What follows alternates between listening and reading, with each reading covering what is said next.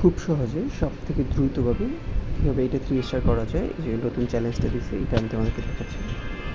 প্রথমে হচ্ছে এখানে রয়্যাল চ্যাম্পিয়ন ছাড়তে হবে, অ্যান্ড রয়্যাল চ্যাম্পিয়নের হচ্ছে অ্যাবিলিটির সাথে সাথে দিয়ে দিতে হবে। তাহলে হচ্ছে তোমার মনোলিথ ভাঙবে। আর স্পেল টাওয়ারগুলো, এই স্পেলটা ফ্রিজ স্পেল দেওয়ার কারণে হচ্ছে আমার রয়্যাল চ্যাম্পিয়ন জায়গায় থাকলেও পরে যখন ফ্রি হবে স্পেল টাওয়ার দুটো ভেঙে দিছে কিন্তু। এরপরে হচ্ছে একটা ইনভিজিবিলিটি মারার সাথে সাথে রয়্যাল চ্যাম্পিয়ন 3টা কাউন্ট করতে পারে। কাউন্ট করি 1 2 3, আবার ইনভি 1 2 3 রিকল। তার মানে আমার এটা উঠে আসলো, ডাউন চলে গেল।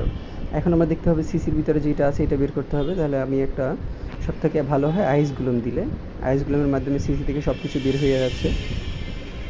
একটু অপেক্ষা করি। এটা বের হয়ে গেছে, এখন এগুলোকে মারতে হবে, যে কারণে হচ্ছে ইলেকট্রো টাইটান সব থেকে বেস্ট হয়। আমি ইলেকট্রো টাইটান ছেড়ে দিলাম। এখন আমি যদি এই পাশে চলে আসি, এইখান থেকে হচ্ছে প্রথমে 3টা তোমার হচ্ছে আইস গ্ল্যাম, তারপরে হচ্ছে কিং ওয়ার্ডেন, প্রিন্স মিনিয়ন, তারপরে হচ্ছে অ্যাপ্রেন্টিস ওয়ার্ডেন, হেডেন্টার, ভালকারি, হিলার, সবগুলো আমি এখান থেকে ছেড়ে দিলাম। ওয়ার্ডেন অ্যাবিলিটি অটোমেটিক নিয়ে নিল। আমি হচ্ছে ওভাররুট দিয়ে, এই ওভারগ্রোথ স্পেল দিয়ে এই কম্পার্টমেন্টটা হচ্ছে বন্ধ করে দিলাম। আমার কাছে আরও যে হেডেন্টার আছে সেগুলো আমি ছেড়ে দিলাম।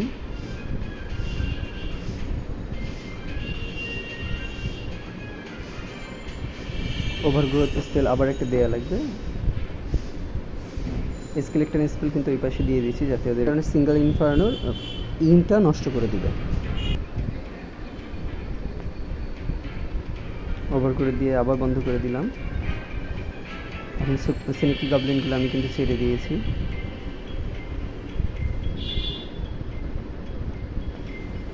এখনও কিন্তু আমার 3টা আইস গ্ল্যাম, তারপর হচ্ছে কুইন অ্যাবিলিটি, তারপর হচ্ছে প্রিন্স মিনিয়ন অ্যাবিলিটি আছে, তারপরে ফ্রিজ স্পেল আছে।